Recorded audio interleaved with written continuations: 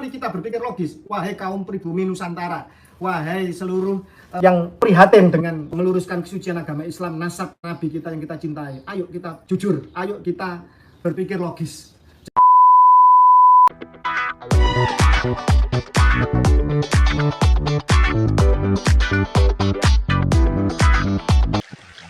Krisis daimah itu tidak terbantahkan, bahkan semakin mencaci maki semakin kuat, semakin banyak yang tercerahkan.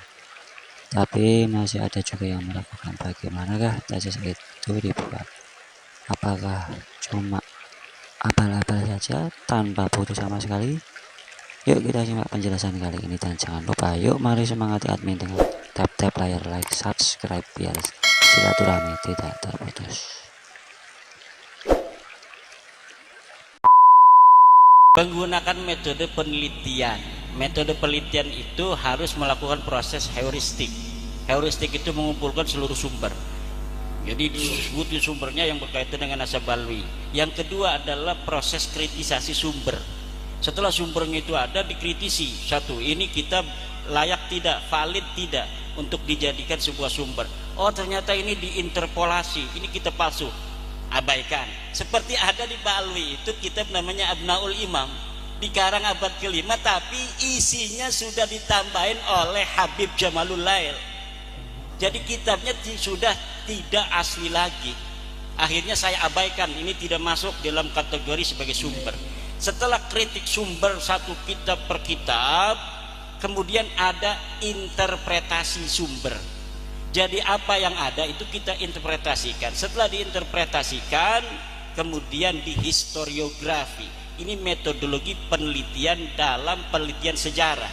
Karena apa? Karena Abdullah atau Ubaid ini adalah tokoh sejarah. Tokoh sejarah yang harus diverifikasi, benarkah dia historis atau ternyata dia ahistoris. Maka diperlukan metodologi sejarah dalam memverifikasi apakah seorang ini betul-betul historis atau dia adalah ahistoris. Dan terbukti sosok Ubaid ini tidak ada di dalam kitab-kitab, di dalam buku-buku sejarah yang ada pada masanya atau masa yang paling berdekatan dari kitab yang ditemukan yang membicara tentang keluarga mereka. Itu metodologi penelitian sejarah. Kalau tidak boleh dalam sejarah kita menggunakan metodologi penelitian ilmiah tentang pemikiran. Pemikiran itu boleh berbeda antara orang masa lalu dengan orang zaman sekarang. Kalau khobar berita tidak boleh berbeda. Sumbernya itu harus sama dan harus ittisol karena dia riwayat sejarah. Nah, ini kelemahan daripada kita para santri itu asal ada kitab abad berapa aja tentang sejarah itu dianggap sahih. Kayak Ustadz Idrus Romli kemarin, ini ada kitab abad ke-9, ada abad kitab 10. Iya betul, tapi itu setelah pengakuan. Sebelumnya di abad 4 itu, di mana yang diakui itu hidup, tidak disebutkan dia punya anak namanya Ubaid. Abad yang kelima tidak ada, abad ke-6 tidak ada, abad ke-7 tidak ada. 550 tahun dia tidak disebut sebagai punya anak namanya Ubaid. Kok tiba-tiba di abad 9 disebutkan dia mempunyai anak namanya Ubaid? Berarti berita di abad 9 ini adalah berita Sebab kalau mau berpikir secara saintis, maka yang harus dilakukan itu adalah satu, ini metode berpikir saintis ya, atau metode berpengetahuan saintis. Nomor satu itu adalah kita kumpulkan sumber sebanyak-banyaknya, yang pro, yang kontra, dari berbagai perspektif, dari berbagai orang, dari berbagai bangsa. Kumpulkan sebanyak-banyaknya, semakin banyak semakin bagus. Setelah kita kumpulkan sebanyak-banyaknya, kita melakukan verifikasi terhadap sumber-sumber yang dimaksud itu. Verifikasinya terdiri atas dua bagian, dua dimensi, yaitu internal dan eksternal. Jadi misalkan kita dapat sebuah buku, bukunya itu berjudul bahwa misalkan ya Borobudur buatan alien, nah misalkan yang seperti itu ya.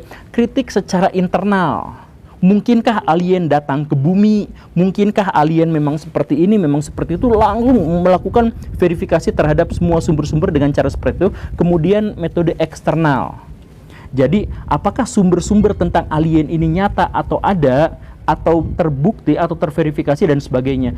Nah, untuk mengetahui validitas satu sumber tertentu itu dan sebagainya, kita membutuhkan banyak sekali ilmu pendukung. Misalkan untuk mengetahui Candi Borobudur saja, atau untuk mengetahui itu, kita membutuhkan epigrafi, kita membutuhkan paleoantropologi, kita membutuhkan ilmu sejarah, kita membutuhkan ilmu geologi, kita membutuhkan ilmu geografi, kita membutuhkan ilmu dan banyak sekali. Untuk melakukan verifikasi terhadap satu sumber saja kita membutuhkan banyak. Untuk kritik eksternal saja, untuk memverifikasi secara eksternal saja, belum internal. Nah, setelah semua sumber-sumber itu kita kelola dengan cara seperti itu, barulah kita mengeluarkan interpretasi.